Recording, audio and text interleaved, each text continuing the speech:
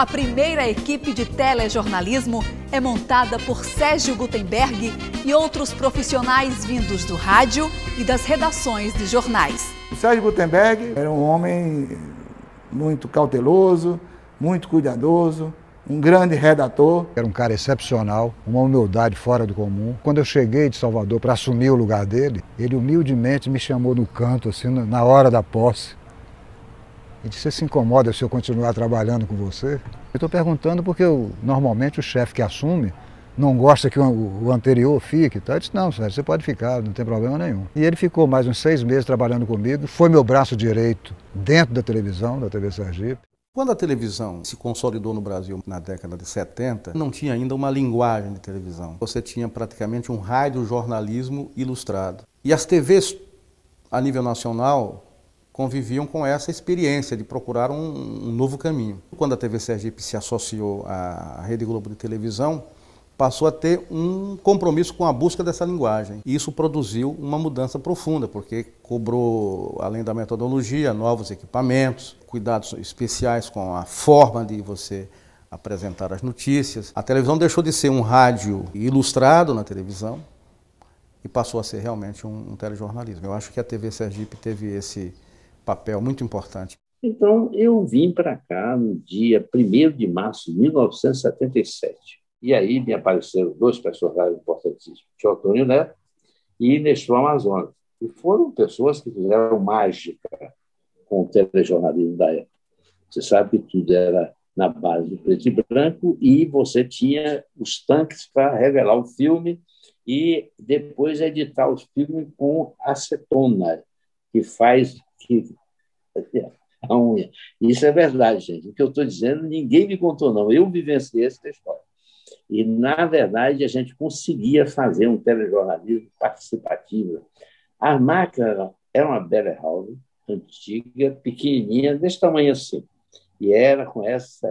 Em seguida, que a Globo estabeleceu um contato com a Globo nos mandou uma CP16. A CP16 aleijava as pessoas, porque pesava 14 quilos. Era magnética. Negócio que não existe mais hoje. Eu estou falando coisas de 1977, 78. Tá? Eu fiquei na televisão, escrevia o TV Mulher Local para Teotônio Neto e para Fátima Boto, né? A convite de Moza Santos. Esse convite foi muito assim interessante, porque quando o programa TV Mulher é lançado em São Paulo, com a Marta Suplicy, Ney Gonçalves Dias e tal, comandado pelo Luiz Travesso, que era o diretor-geral, a ideia de transformar num programa matinal nacional com entradas ao vivo de todas as afiliadas da Rede Globo.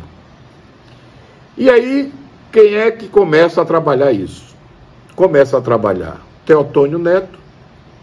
Eu acho que nosso colega, nosso amigo Nestor Amazonas tinha chamado o Teotônio para poder entrar no projeto, junto com o Mozart.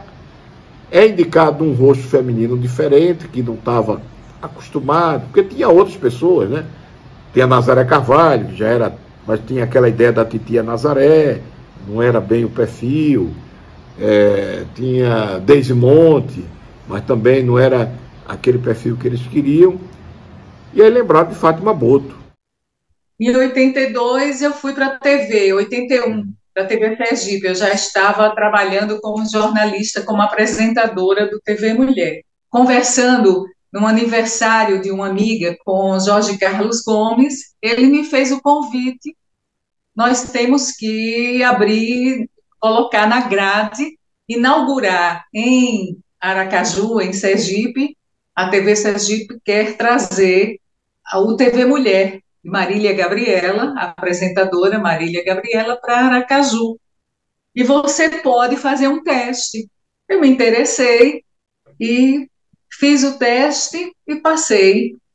E fui apresentar o TV Mulher ao lado de Teotônio Neto, né, com quem aprendi bastante, né, um jornalista já experiente, e Nestor Amazonas, Moza Santos. Outra pessoa determinante na minha vida, Luiz Adelmo. Luiz Adelmo era editor do jornal Hoje. E Luiz, um libertário, quase um anarquista, né? Não estava muito comprometido com o horário. Então ele era para chegar às 9 horas da manhã para começar a fazer a editoria do jornal Hoje, ele chegava às 11 horas. E me ligava, vê o que é que tem aí, prepara. Eu fui preparando. Chegou um ponto que aquilo passou a ser o estabelecido e não mais o eventual. Tanto que quando ele pediu demissão, Getúlio disse que ele não podia pedir demissão porque ele tinha que botar uma pessoa no lugar, ela tinha que preparar, ele fez isso, bobagem. Há 3 meses quem edita o jornal Hoje não sou eu, é Nestor. Porque, como eu fazia a pré-pauta de tudo, né, faltava só fazer as cabeças. E você, como profissional da área, você sabe, né, o texto em televisão é o menor recurso, né? O texto ele tem que ser objetivo, claro, não tem que dar dúvida. Então, é como se fosse assim, o texto ele tem que ser exato, tem que ser conciso, a não ser quando você faz um editorial, a não ser quando você faz uma matéria de fôlego, mas as cabeças das matérias é de uma mediocridade e objetividade lá Nelson Rodrigues, né? Objetividade absoluta.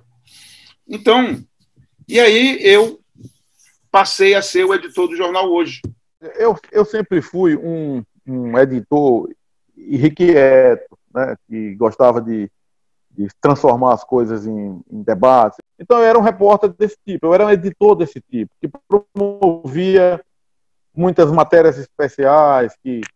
Eu lembro que em um dos momentos da TV Sergipe, eu saí junto com o então chefe de reportagem, Bertolino Menezes, que foi um bom chefe de reportagem da TV Sergipe, né? Compreendia a televisão, sabia, inclusive, implantar muito bem a logística do jornalismo, né? Bertolino, talvez por não ter feito carreira em jornais diariamente, né, nunca virou assim uma grife, como alguns outros colegas que viraram grife, alguns deles sem tanto motivo para isso, né? Viraram vaca sagrada. O Bertolino era muito competente, planejador das ações. E naquela época, da mesma forma que o jornalismo impresso tinha poucos recursos, da mesma forma também, a reportagem em televisão era limitada, porque a edição de imagem era da fase linear. O sistema Umatic, aquelas câmeras de Umatic pesadas, que funcionavam com um cabo colado a um VT, um videotape, uma máquina de videotape desse tamanho enorme, que pesava aí 5, 7 quilos ou mais, que fazia com que cinegrafista e operador de VT tinha uma figura que era empregado só para isso, para ser o operador de VT, trabalhassem colados, né, colados por um cabo. Não tinham locomoção, né, não tinham facilidade de cobrir um evento assim, para correr, por exemplo, atrás de um fato. Então a cobertura era limitada e os recursos de edição também eram limitados. Mas mesmo assim, né, nós usávamos muito a criatividade, e eu busquei muito isso, porque nesse período eu já estava sob a direção de Ivan Renato Rodrigues, a quem eu falei aqui, a figura que foi da Globo, e era superintendente da TV Sergipe, um dos homens que a história da comunicação em Sergipe deve muitas homenagens. Chama-se Mozart Santos, né?